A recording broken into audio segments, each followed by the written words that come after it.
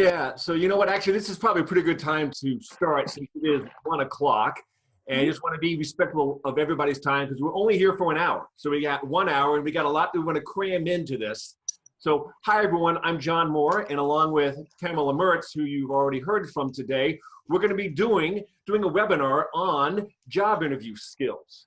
And this is something here that we know as people who stutter that it can be very difficult to feel successful in giving and in being a part of a job interview. So that's what we're going to be doing today. What I'm going to do now is I'm going to kind of explain what you can expect today on this webinar.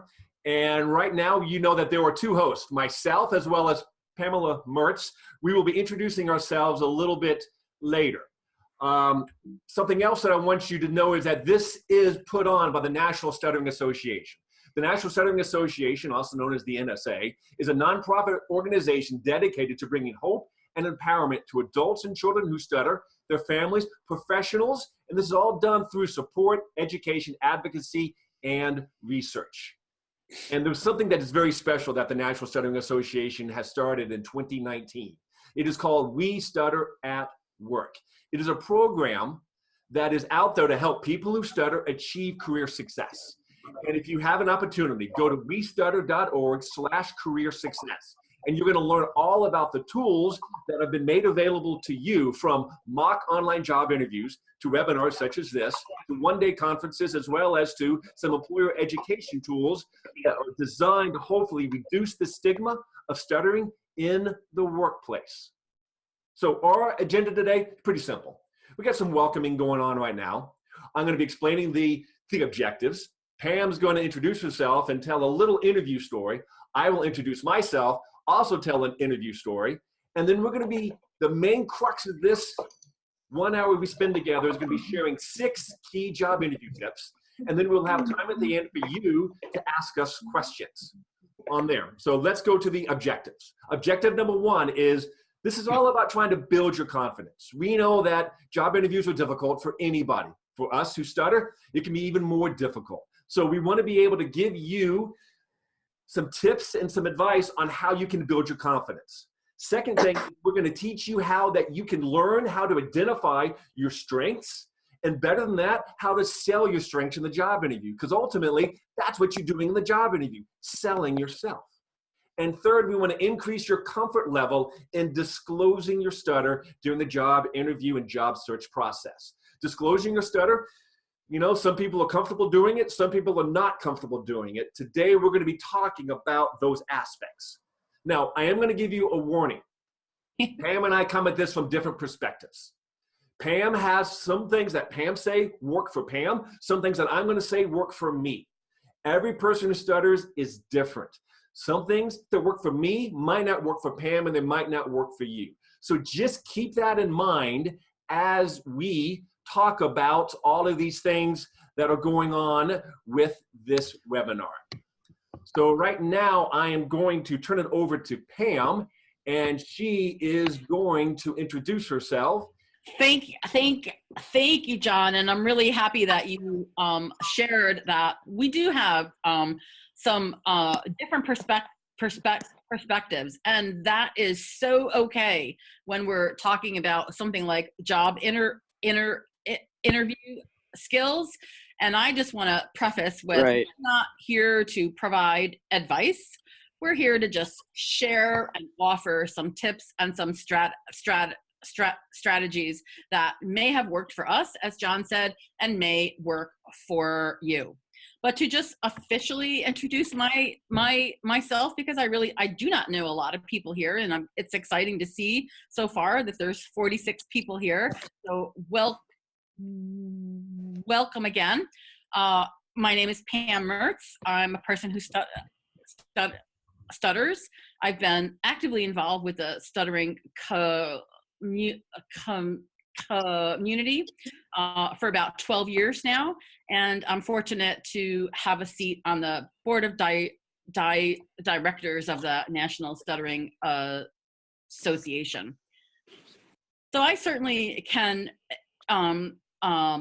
relate strongly to the angst sometimes of job interviews. And we all have a story.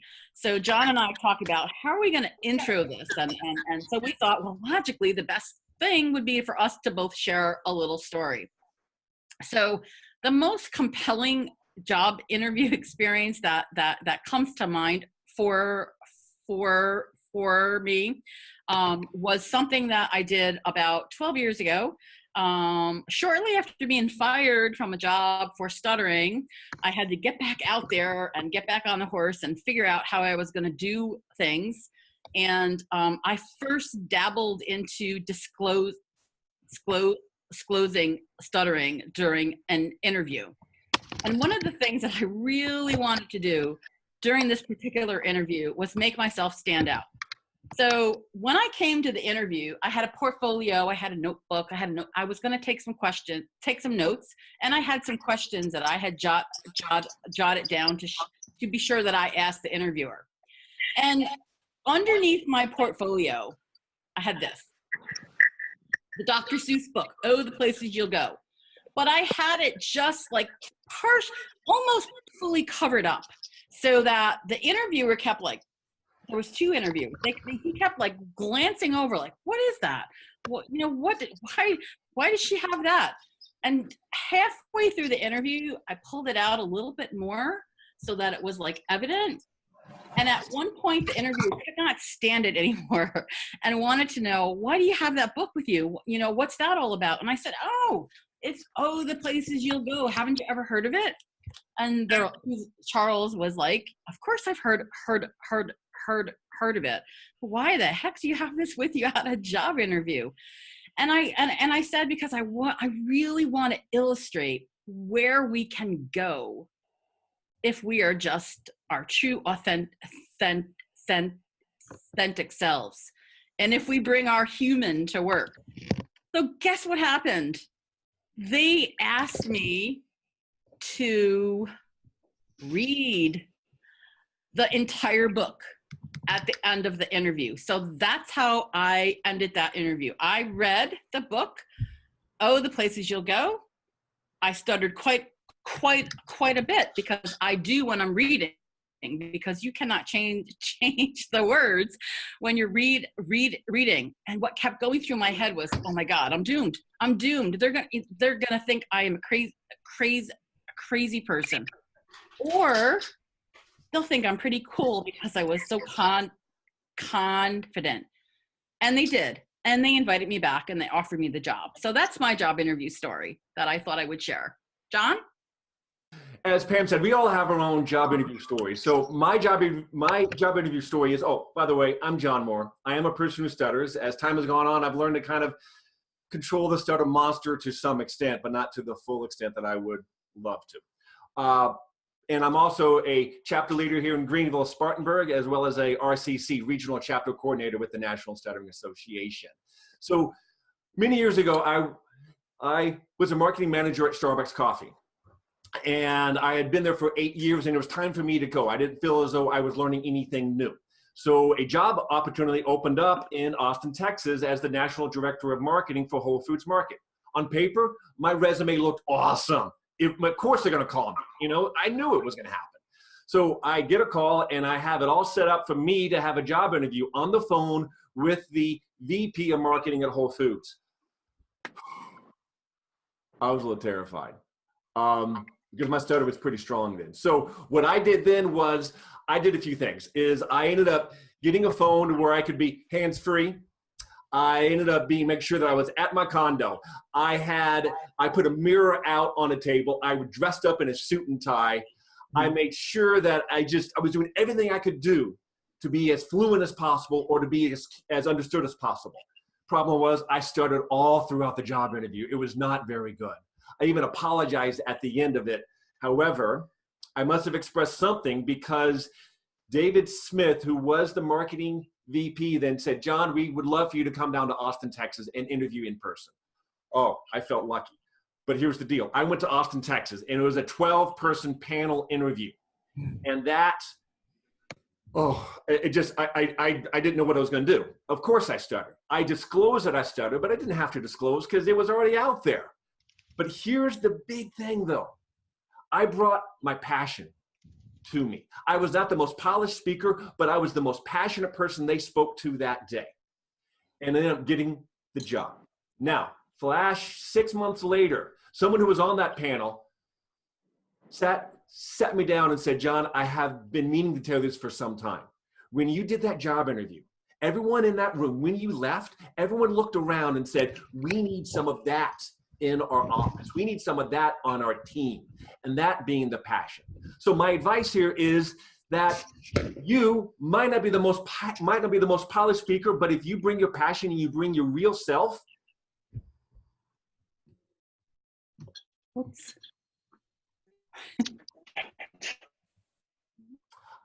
then if you bring your real self, then you are going to be able to hopefully be in a position that you will be able to get the job and find success within there.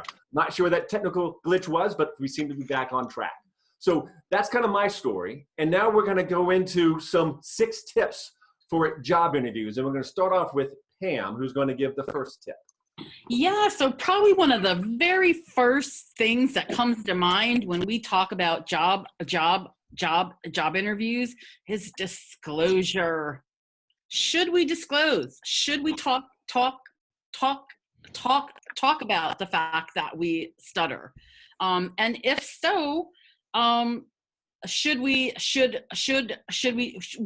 do it? At the beginning, in the middle, only when the stuttering comes up? So I'm gonna get to that in just a second, but I want to ask just a real quick question, and I'm gonna ask you all to pose this answer in the chat. On a scale of 1 to 10, with 10 being the most comfortable, how comfortable would you say you are with disclosing that you stutter in job interviews? So take a second to just share that, and we'll kind of like look at the gamut of what people are sharing. But I really think that disclosure has to do with many factors. Do we mention it in our resume? Do we mention it in our cover letter? And when and how do we mention it when we're in person having that interview? So my tips on those 3, and this is like, we did a whole webinar on just disclosure, so we're only able to just touch on this. In an interview, I, Pam, feel comfortable by disclosing and putting it out there somewhere towards the beginning. When they ask that question in some way, shape, or form, tell me about yourself. And that's a hard question for a lot of people, right? But somewhere in my 60-second intro, I am comfortable with and always work in. And hey, by the way, I stutter, and I'm okay with it. And I hope that you will be too. And people genuinely respect that because it shows my confidence right off the bat. I do not think it's a good idea to mention that you stutter in your cover letter. The reason so is that I don't think it's helpful to plant something in somebody's mind that may not know an awful lot about stuttering and have them automatically go to false assumptions.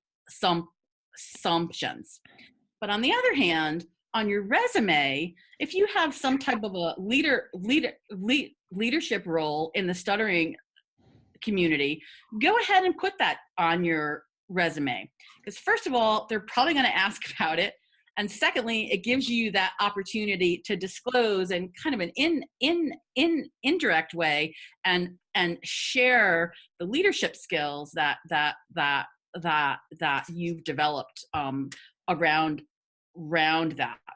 And I'm going to hand it over to John in just a second, but hey, we got 54 people. So for those of you that just came in, hi, welcome. And we're talking about disclosure right now. So John, do you have any additional thoughts? Yeah, so Pam, I think you're absolutely spot on, is to not mention you stutter in your cover letter because you don't want to put something in somebody's ear. But clearly though, that if you have some leadership position within some stuttering organization, make sure it's out there, because that does a couple of things. It, of course, lets someone know that you are active within a community organization or that you volunteer, which is always a good sign. Second, they might be able to bring it up as opposed to you being able to bring it up, which is also a good sign. But I'm going to share with you just a couple of more pinpoint pointers, so to speak, on disclosure. If you feel as though you have a very strong stutter, my suggestion, recommendation is disclose at the very first opportunity. And that could be the question of, tell us a little bit about yourself. Or it could be the whole point of, let's just say that you just immediately come off and you say, hi, I'm John Moore, and I'm so thrilled to be here. As you've probably seen and heard, I sometimes stutter. You will hear me repeat some words, some sounds, and some syllables. And leave it at that. Never apologize for your stutter. You shouldn't. Absolutely not. And then also, I do see the kind of on the side on the chat box. Some of you are very comfortable disclosing a stutter. Some of you are not yet comfortable disclosing your stutter. And some of you who are not comfortable, it might be because you consider yourself to be a covert stutterer. I want to give you some advice on that. Companies do not like surprises. I have been and hired so many people, not so many, I've hired people that when they show up for the job 2 weeks later, the person that shows up is different than the person who we saw in the job interview. Companies do not like surprises. So if you do have, and if you are a covert stutterer, just be prepared to bring the real you to the interview. And maybe you're at that stage within your journey that you can talk about it. But if you aren't, just, again, realize that companies, they do not like surprises. And who knows, when you're on the job and then you're there and you stutter and you stammer, that might bring more anxiety and stress to you. So that is our first kind of collection of tips as far as disclosing your stutter. The second tip that we're going to talk about is, if you do stutter, which people on this probably do stutter, I want you, and Pam and I want you to stutter confidently. So I'm going to ask you in this chat box, when I say those words, stutter confidently, what does that mean to you when you stutter confidently? So you can have a conversation on that chat box. To me, stutter confidently begins with recognizing that you are going to stutter. And once you recognize that you're going to stutter, that might help to disarm you, knowing that I'm not going to try to hide it, I'm just going to be me. But to stutter confidently also means being able to maintain eye contact. Being a confident stutterer is also keeping a firm posture. It's about controlling your hands and your feet. It's about just being mindful of where you are and how you are communicating. It's not what you're communicating, but how you are communicating. Because having a confident presence in a job interview is going to set yourself up for the most success possible. Isn't that right, Pam? Absolutely. And I'm not sure what else I can add to that, John, except that, I can't overestimate the importance of body language. John already mentioned posture, but the way that you sit at the table, leaning in perhaps just a moment, just a tiny little bit, shows that you're interested and present. And I want to also just add, try to be aware. If you're nervous, that's absolutely normal to be nervous, but be aware of some of maybe the nervous habits that you have. One of mine is I'm constantly playing with my hair, and so you want to just be just a little bit aware of some of the things that you do that are probably unconscious that convey that you might be nervous. And actually, when I just did that, it's not because I'm nervous. My hair is actually like falling in my face a little bit. But I also want to just add, when I think about stuttering confidently, I also call that stuttering nakedly. And I've written about that many times. I've in the blog that I have that's off the distance here, but stuttering nakedly. And I think that is the truest form of authenticity and being human that we bring to any counter that we're involved with. And keep in mind, an interview is just that. It's an encounter between 2 or 5 or 10 people, and you're having a conversation about fit. Hey, Pam, Yeah. I'm going to first kind of go ahead because we have some nice comments here on the side about what it means to stutter confidently. Carl says, stutter confidently means to embrace your stutter and don't try to fight against it. I think he's right about that, because stutter confidently actually gives you permission to stutter without shame or guilt. It really, truly does. Karen also says, to stutter confidently means, to me, focus on what she wants to say versus choosing the words that might be easier to say. We all know that, the word swap thing. We always play that. But stutter confidently means that you're going to say exactly what you want to say, how you say it. Great conversation there on the chat box. Back to you, Pam. Yeah, and I also saw the last comment. I think that was from Peter. How important it is to smile. If you're stuttering, yeah, you're stuttering. But when you're smiling, you'll put the interviewer at ease as well as you'll get through it easier. So that kind of leads right into our next tip that we want to share. So how do you answer that question? Tell me about yourself. Or sometimes, what's your greatest strength? And I think a lot of people really struggle about this question and how to answer it because we're worried about bragging. And you need to remember that during the interview, you're trying to sell yourself. So this is the place where you do want to brag a little, not with arrogance, not being cocky, but being confident. So my suggestion here is don't just rattle off a list of your job duties or your responsibilities. Why? Because they can see them. They see your resume. You've got them listed there. You want to add some value to that will humanize you and that will draw a little bit more out about you, that will help to help the interviewer determine whether or not you'd be a good fit. One of the things that I suggest is that try to figure out a little story, very short, 60-second, that will illustrate a problem that you identified at work, and what you did to help resolve it. And an example that I can share, which demonstrates my strengths, not just by saying I did but this is a little story illustrating it. At my current job, we were faced with some declining student enrollments, and many of our schools that send students to us had fewer students to choose from to send to our program. So I suggested that we expand our outreach and begin talking and making presentations to different stakeholders, including boards of education, faculty members, parents, other people that have stake in the children that would be participating in our programs. And it worked. We had a 15% increase in our numbers of students that were enrolled in our program.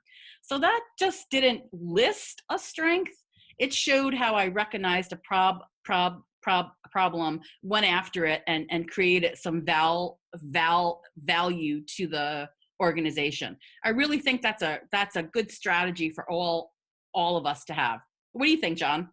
Yeah, definitely so. And I'm going to give you just a little bit as far as the whole deal of selling your strengths piece, right? Is on there is many times you have this opportunity to add some color to your resume. And when I say add color to your resume is you need to share something specific that explains some of what you have that's on your resume. So for instance, let's just say that you have on there that you are really good at search engine optimization, that you're really good at SEO. Fine. So you talk about, so-and-so, I'm really good at SEO. That's not enough. You need to add some color to that. My advice is to use the word because. When you say, I am really knowledgeable in SEO because, and then you give a specific example, because I have been the project leader in my department for the past 2 years, designing programs with Google Analytics, Google AdWords, to make sure that we are able to get at the top of the list on searches online. And that whole idea of saying just the word because might actually help you to go to the point of elaborating on something that's on your resume. It's a very simple way to say, I am good at SEO because, and then you go. Mm-hmm. So we've gone through a couple of different tips. One was about disclosing a stutter. The second is about stuttering confidently. The third is about how to potentially better sell your strengths. And now we also get into the weakness deal. This question always comes up. We know it does. It's a no-brainer expected question during any job interview. So tell me, what are some of your weaknesses? We who stutter, you know is top of mind. Ding, hello, you might perceive my stutter as a weakness. Notice I said you might perceive my stutter as a weakness. So this is your gold mine opportunity. This is your opportunity. This is that door that you walk into where you have the welcome to talk about your stuttering and how it has shaped you into being a better job candidate. And what I mean by that is we all know that living life as a person who stutters, it has made us into being a better person for a couple of different reasons. I think I'm a better job candidate because being a person who stutter has made me work harder. I have a stronger work ethic. We all know that we typically feel as though we have to work twice as hard to be as perfect as possible. And that perfection piece means that we are very attentive to details, especially for any detail that involves the written type of word or that involves something visual, because we can absolutely 100% control a lot of that. And then finally, I think one of the strengths, or as you talk about how I'm a person who stutters and it has made me being a better person, it's made you and has made me be someone who's more understanding of challenges people face in life. Yes, I'm talking about empathy. And that is a great characteristic to have when you are a part of a team member in a part of a company. So there are many ways to flip the weakness into a strength. And Pam has a few more to add.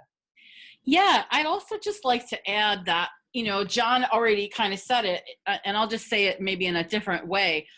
Don't be tempted to call your stuttering a weakness, because you don't want to create that impression in the employer's mind. So again, try to find ways to flip that. As John said, he's a great employee because I think I'm a great employee also, because I'm vulnerable. I stutter a lot at work, nakedly, and I'm okay with that.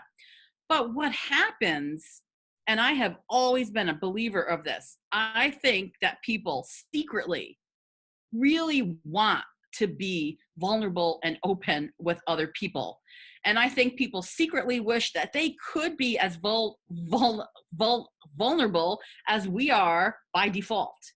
So when we flip it and don't label it as a weakness, it really, truly helps to reframe things. And this whole segment just really reminds me of one of my favorite quotes. I'm not going to read the whole thing, but just a segment of it. And some of you may be familiar with this. We ask ourselves, who am I to be brilliant, gorgeous, talented, fabulous? Well, actually, who are you not to be? Your playing small does not serve the world. There is nothing enlightened about shrinking so that other people will not feel insecure around us. As we let our own light shine, being authentic, being human, being vulnerable, we unconsciously give other people permission to do the same. Does anybody know what this is or where that's from? It's by Marianne Williamson, and Nelson Mandela used it in his inauguration speech. So don't shrink. Take what you have and own it, and stutter confidently and nakedly, and show that you're okay with it. Then the other person will be okay with it too.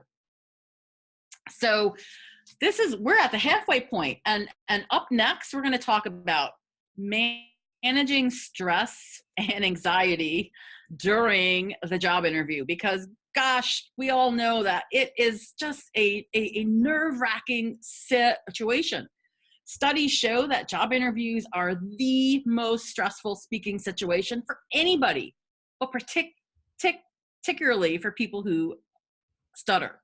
So how the heck do you manage stress and anxiety during those moments? So a few things that I might offer that have worked for me and certainly may not work for you. If you're comfortable, consider humor. That has worked really well for me. One of the things that I try to do is reframe stuttering. How many of you, you can raise your hand and show by hand, how many of you have ever felt or said, oh my gosh, I have stuttered so badly today? I have many times. But guess what? We stutter, right? I have stuttered for 50 years. I am really good at it. So one of the things that I do is, instead of saying I stuttered badly, I'll say I stuttered really well there. And you know, when I say it like that, it's hard to find negativity there. If you reframe, frame that. Also, another way to manage stress is recognize that it's okay to have a moment of silence. We do not have to fill every space between, what is said and what's not said. If the interviewer or any communication partner asks you a question, you do not have to immediately respond. Take a moment. Silence is okay. It gives us a chance to take a deep breath. It gives us a chance to process what was said, so we can figure out how we want to respond, and take a deep breath. We've all heard of this, but it really does help. If you take a deep breath where your exhale is longer than your inhale, your body sends all kinds of signals to the brain, and it actually does calm you down. So I definitely would recommend that you give that a try. And I know John has another thought or two as well. Yeah, so actually, I think you're spot on the whole deal of pause. Pausing is fine, because pausing right here, when you get asked a question, yeah, take a moment and just collect your thoughts. And that's going to make you look as though that you are more thoughtful, but really kind of you're playing in your head kind of how I'm going to express what I'm going to say. And just pausing is great. So some other tips that I have as far as how to reduce some stress and some anxiety for a job interview. Number one is that, if at all possible, take the entire day off. If you are able to take the entire day off, you're going to give time for yourself. And by giving yourself time, you are going to really just be able to ease into the job interview and not feel rushed. We all know that sometimes when we have a job and we're interviewing for a job that's going to be a job change, we try to squeeze it during the day. And we might try to squeeze it during the lunch hour. All you're going to do is you're going to rush before and you're going to rush after. And in between, you're going to feel stressed out. So if you can't take the entire day off, take half the day off. That just gives you the opportunity to be your best self during the job interview. Second, think of the job interview not as an interview, but as a conversation. Job interview, just calling it that, all of a sudden you just make sure that you're prim and proper. That's important, of course, but you start to put a lot of stress on yourself. It's much more a conversation because, as Pam talked about earlier, this is the two-way street during a job interview. Yes, they're interviewing you, but you're interviewing them. Is this a company that I would like to work for? Is this a person that I would like to have as my boss? Is this a person I'd like to have as a coworker? So you get that. So it's more of a conversation than it is an interview. The third, I've already talked about this. Accept the fact that you will stutter. By accepting that, it just allows you and gives you permission to stutter. I also think, while we've talked about it here, disclosing that you stutter is not only going to disarm you and give you permission to stutter, it disarms the person who you are speaking with. I do know there has been a question on here about what happens, a question within the chat box. What happens when the person who is doing the job interview visually shows that they are aware of your stutter? How do you respond? And in Pam, we can probably stop right here and just, because this was a nice kind of way to weave this in. My advice for something like that is to take command of the conversation, is to stop and to say something like, I notice that you might feel somewhat uncomfortable with how I talk, or I notice that you have experienced how I talk. Let me just kind of explain about stuttering. And it might have an entry to that. Pam, what do you think about when the interviewer knows and has this sort of look that's saying like, what's going on here? What's your advice? Well, two things. And again, I don't want to be in a position of offering advice, but some things that could help in that situation. First of all, I think it's really important that we don't make the assumption that it is about stuttering. You know, we think it's about stuttering because we stutter, and all of a sudden we might see somebody raise their eyebrows or have this quizzical look or avert their eyes. So two things come to mind with that. Yeah, it could be about our stuttering, but don't assume that. And secondly, that might be a great opportunity for you to just say, hey, do you have any questions about stuttering? Is there anything that, that you're curious about that I might be able to help you with at this point? I would not say, is there anything that you're concerned about? Or is there anything that you're worried about? Maybe using the word curious invites a conversation that might be really positively framed rather than potentially going somewhere that could be negatively wrapped. So that's my take on that. Yeah, I think that's just that piece right there of saying, just trying to say, hey, so what are you curious about stuttering? Something along that lines. That's a nice way to put it. And also, this is an opportunity for you to self-advocate for yourself. Mm-hmm. I know people who stutter, and in the stuttering community, we need advocates. But advocacy starts with the self. And when you see a situation where you can stand up for yourself, and again, this works for me. When I see those situations where clearly someone might seem to be kind of thrown off, that's my opportunity to communicate what stuttering is and to let someone know, because someone else who stutters is going to follow me and is going to talk to the same person. And if I can clear the path for them, all the more better. So we were talking about ways to reduce stress, and that was tip number 5. And I'm going to just add one more to that. In a job interview, many times it becomes stressful and you get anxious and then you start to ramble. Yes. I've seen it happen a lot, is that you just get this quick question and you go on and on and on. It is perfectly fine and acceptable. In fact, I'm encouraging you to just basically stop, pause. Once you've said your piece, once you've said it, and you realize that you're starting to ramble, just stop. Put the pressure on them to ask you another question.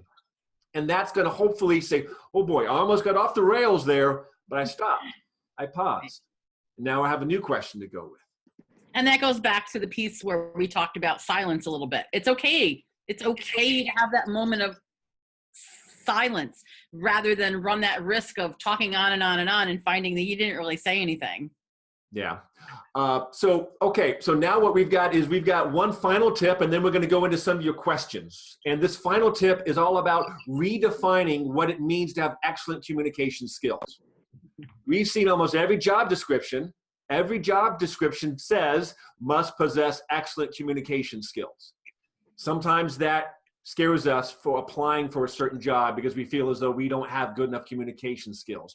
I'm here to flat out tell you that being an excellent communicator goes way beyond speaking. Being an excellent communicator goes about being understood. And being understood means that you have lots of avenues for expressing thoughts. That goes through email. Being someone who is able to quickly reply to emails and not ramble, but get to the point and done. That's excellent communication skills. Maybe it's being someone who's really good at Slack and having this impromptu, quick, back and forth conversation that you can quickly arrive at a decision on Slack. That's excellent communication skills. Being someone that can design a great PowerPoint deck. That is excellent communication skills. Being someone that is adept at writing reports. Excellent communication skills. To me, the rule of thumb is the stronger your stutter, the better writer you should be.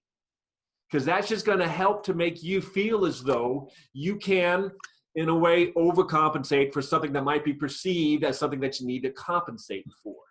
Again, if you have a really strong stutter, then you might want to look at becoming an even better writer. Pam. And I would just like to, like piggyback on that, but actually introduce just another quick thought. That when you see that the job requires excellent communication skills, don't automatically do yourself out of applying for that job. A lot of us do that. We automatically say, I can't apply for that job because it says excellent communication skills. So that's where we have to remember. And if somebody, I think it's Jared, you might want to just put yourself on mute. Hearing background noise there. But you want to just make sure that communication takes so many forms, and it is also not just fluency. Communication does not equal fluency, nor does fluency equal excellent communication. We need to really keep that in mind. I stutter. I speak for a living. I do public speaking every day, and I stutter often, a lot. But I am still an excellent communicator. People listen to me because they're interested in what I have to share, because I'm sharing something that they need to hear. And you know what else? And then we're going to go right into our last section. They remember me. And I am okay with people remembering me, even if part of it has to do with, oh, she's the one that stutters. I used to be mortified with that. But you know what? In this day and age, we need to be memorable. We need to stand out. That's why I took that huge risk with bringing Dr. Seuss to my job interview. They remembered that. And we need to be memorable, because sometimes you have 600 people applying for one job. So we need to be sure that we remember. Communication is so far much more than being fluent, and it includes so many other things. So right now we are just about at the 1:45 mark. So we have about 15 minutes left, and actually we're right on target. I'm impressed, John. What about you? Definitely so. So right now we have the opportunity to entertain questions. I know there have been some questions that have been in the chat box, and I will address one of those now. but we also have the opportunity that if you want to speak up, you can unmute yourself and ask a question. Or if you're comfortable just putting your question in the chat box, we will try to get to it. One question that's come up that's from Jared asks, is it okay to bring up stuttering to a coworker or a boss who has an obvious stutter? I'm a bit covert, and I'm not sure if they realize I do, as in stutter. So the question goes, is it okay to bring up stuttering to someone you know at work who stutters if you are someone who considers themselves to be a covert stutterer?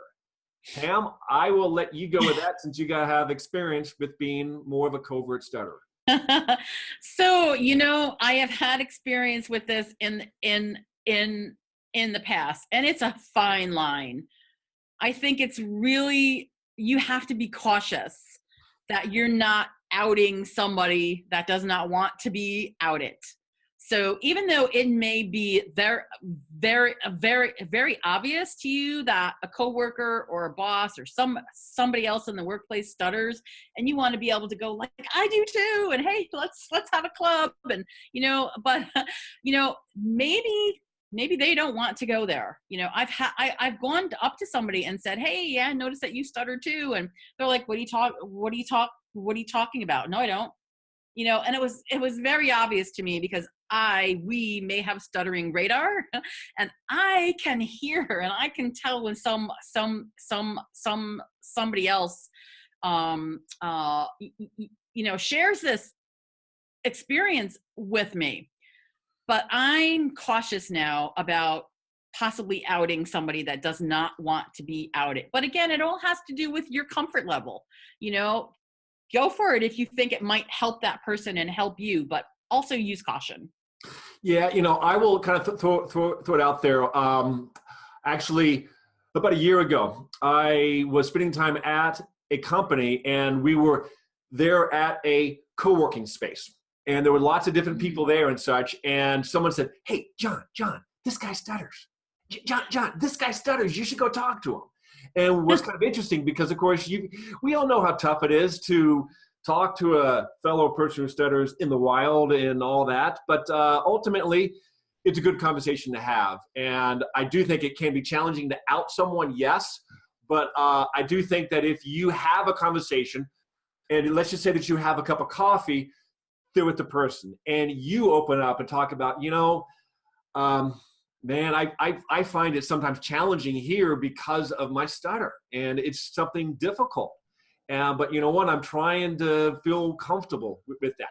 That might open the door for this person to talk, and might open the door for you to be able to really realize you are not alone in this, and that together you can find comfort and you can find some solidarity to an extent.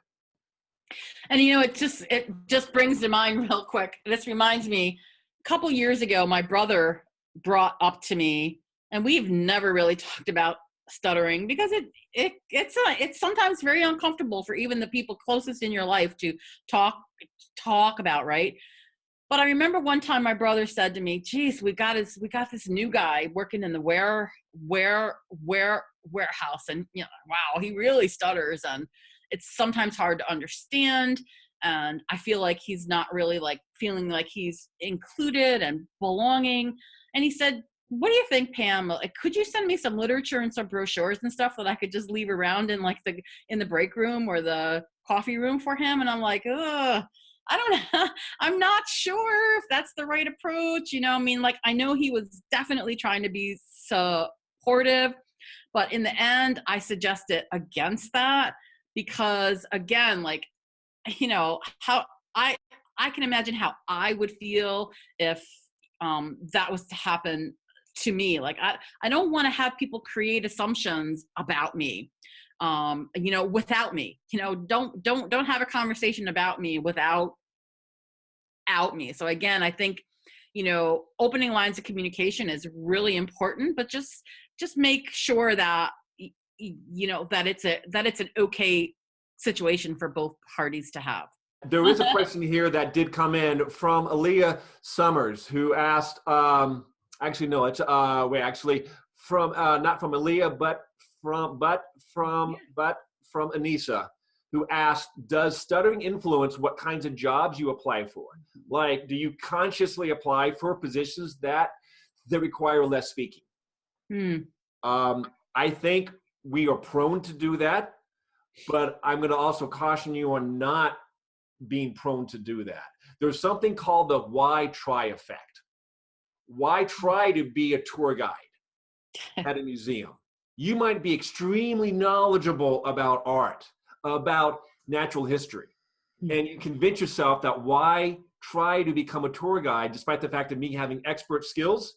Why try because I stutter? If you start to ask yourself that, and you start to prevent yourself from applying for jobs that you know you are uniquely qualified for, I'm going to encourage you to have and to find the courage to go for it anyway, to go for it and then to see what may happen. You will never know what happens unless you put yourself in a position to make it happen. And I want to just add, I'm actually typing a response to a person that's asked when the next webinar is, and I'm going to put that in there, and we're going to talk about that at the conclusion of this. But I just want to add, my job is outreach specialist and recruiter in the school that I work at. So my job is to go out and do outreach presentations to 2,000 10th graders every fall about the career planning programs that we have at our high school. And sometimes I think to myself, oh my God, like they have the person that stutters doing this, you know, but it's okay. It is a highly visible public speaking job. And I do that every day.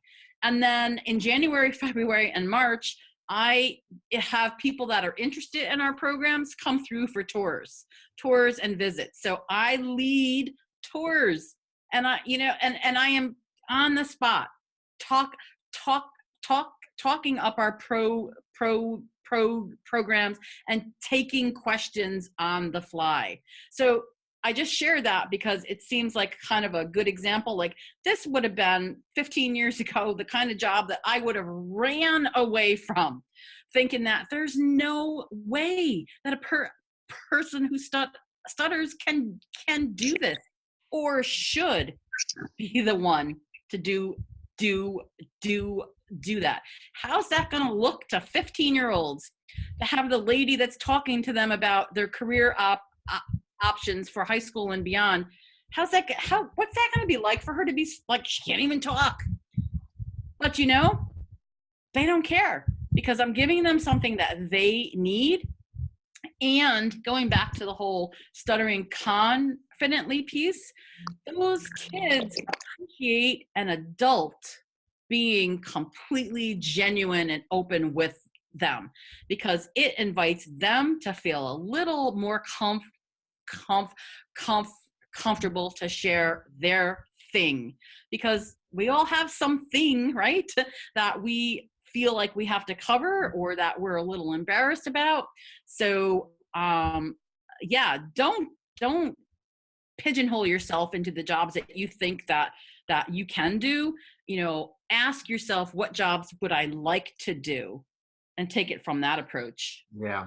So Pam, our time is getting kind of tight here. I do want to take one question that was in the chat box. I'm going to add something to it because I think I can read into the question. It basically says that, can you please provide a disclosure sentence for when you're involved in a group job interview? That is when you have, let's say, 5 to 10 people there and you're all in the same room, and what happens? The dreaded, everyone go around the room, say your name, where you're from, and why you're here. You know that dreaded. We count the people before, so we have to talk. But that is your opportunity to put it out there. Saying, hi, I'm John Moore. I'm from Dallas, Texas, and I am here to apply for this job at Starbucks because you know what? I really love coffee. And as you can tell, I talk a little differently. It's because I stutter. But you know what? I'm so incredibly passionate about coffee. We're done. And, you know, I also say something to the effect that, hey, I'm Pam Mertz. I am a confident public speaker and outreach specialist.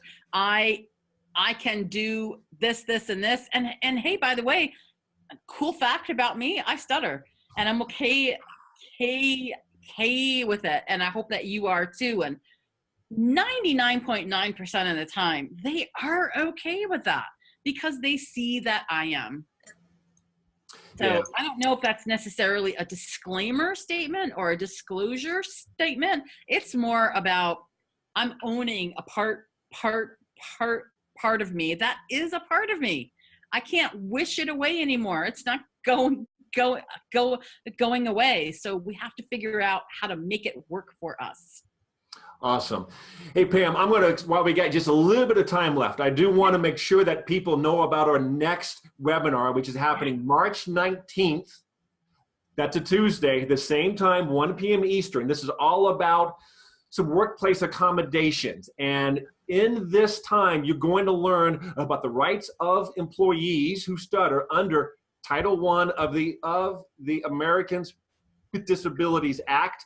And you'll also learn about how to approach an employer about your needs in the workplace. And we're going to have someone who is going to be a guest presenter from the Job Accommodations Network, which is the leading source of information for people with disabilities requesting workplace accommodations. It is no doubt going to give us a lot of interesting conversation and ideas, and it also might help some people who are really fearful of applying for jobs where they fear as though their stutter might get in the way. And I'm glad you wrapped up with that, John, because yes, we can ask for adjustment or accommodation at work. It's okay to do that, and reasonable